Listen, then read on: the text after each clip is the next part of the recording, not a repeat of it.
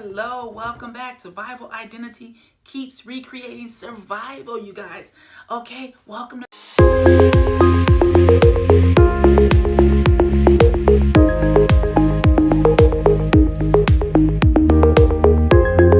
Trauma Talks, okay? All right, this might be the most confronting episode because it reveals something many high achievers sense but rarely say out loud. You don't receive what you desire. You receive what feels familiar to your nervous system.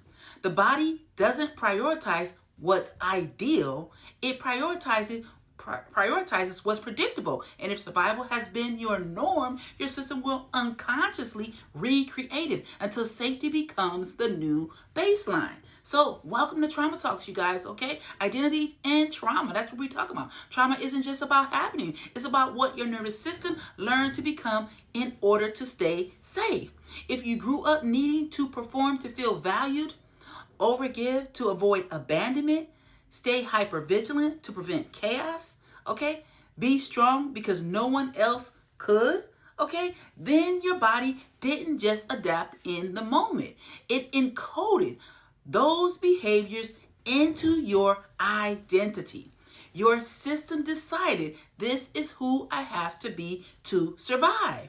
And when those roles hurt, they feel familiar, even though they hurt. That's why peace can feel unsafe. Rest can feel wrong, you guys. Healing can feel boring or even threatening, okay? Because your body is still bracing for what used to happen to you as a child. This is identity formed in trauma, not by conscious choice, but by survival necessity.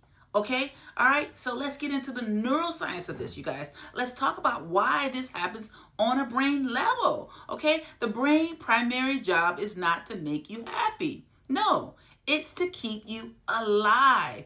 And the survival brain, the amygdala, the limbic system equates familiarity, guess what? With safety. Okay? That means even toxic patterns, overworking, people-pleasing, self-erasure can feel safer than rest or ease simply because they're known, you guys. This is why the nervous system can misinterpret calm as danger. You might sabotage peace without realizing it, unfortunately. A healthy relationship might feel off, while a chaotic one feels real. Yeah. Your brain asks, can I survive this unfamiliar safety? Okay? Yeah. Not familiar with you. Until the body experiences enough repetition in safety, it will default back to what been practiced in the past. Not because it's right, but because it's known, you guys. Okay? So let's get into the self-empathy, you guys. All right? This is very important. This is where self-empathy becomes so critical in your nervous system. Instead of forcing yourself into new behaviors, you begin by validating the discomfort. Try saying something like, of course this feels strange. My body is learning something new.